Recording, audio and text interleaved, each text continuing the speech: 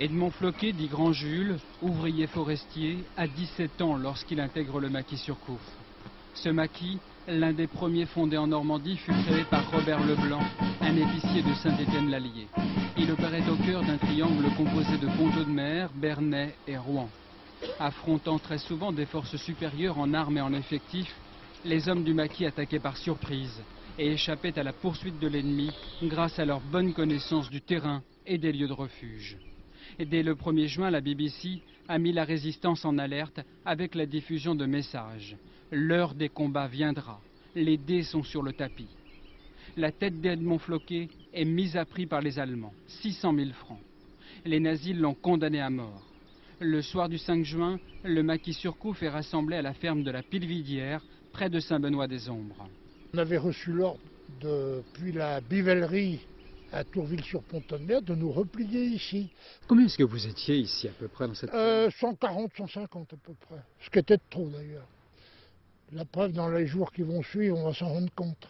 C'est une erreur monumentale de nous avoir rassemblés ici. Quelle était l'ambiance dans la ferme? Comment est-ce que ça se passait? Oh, c'était la joie. C'était la joie, on y croyait. On disait, ça y est, dans 3 ou 4 jours, on va les virer. Oui, puis tout le monde était enthousiaste. Tout le monde disait, bon, vous savez, les gens étaient prêts à mourir. Hein. C'était la liberté au bout, c'était la fin d'un cauchemar.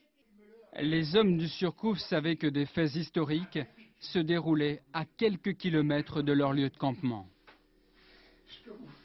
Ah oui, ça, on l'a su très vite. On l'a su très vite, et puis alors le bruit. Alors là, c'était infernal. Et puis le nombre d'avions. Quand vous pensez, je ne sais plus, c'est dans vers l'or, jusqu'à 1200 avions groupés. C'était incroyable, c'était un tapis de bombes qui tombait. Ah oui, on entendait le canon d'ici, le canon des bateaux de guerre. C'est pas loin la côte. Les sections du maquis Surcouf réalisèrent une cinquantaine d'opérations de sabotage entre le 6 juin et l'arrivée des troupes alliées. Cependant, l'été 44 fut aussi une période de forte répression menée par la Gestapo, les SS et la milice. Ah ben là, tiens, vous, donc, après la journée du 6 juin... Ça a été plus dur qu'avant. Plus dur qu'avant parce que vous avez été repéré. Exactement, exactement. Et puis alors, la Gestapo, tout le monde, ils ont mis le paquet dans le coin. Hein. Puis alors, il y avait des troupes SS, tout ça, qui ont été rapatriés par là. Alors eux, il y en avait partout. Il y en avait partout, il n'y avait plus tellement de sécurité. Si la population n'avait pas été avec nous, il y a des moments où on serait tombé. Et vous savez comment ça marchait? Non. Edmond Floquet conserve précieusement les photos de ses camarades.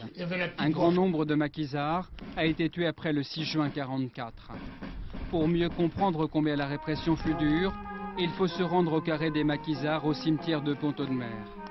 Les dates de décès en attestent, presque tous les frères d'armes de Grand Jules ont été tués en juillet ou en août 1944.